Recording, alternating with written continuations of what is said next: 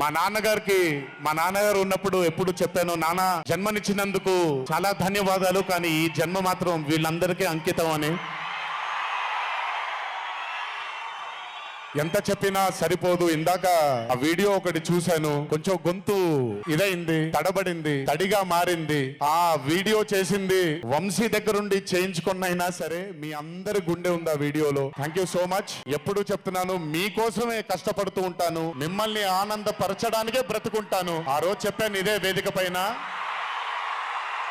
ఇదెప్పుడు మీరు ఎత్తుకొని ఉండేలాగే ప్రయత్నిస్తాను.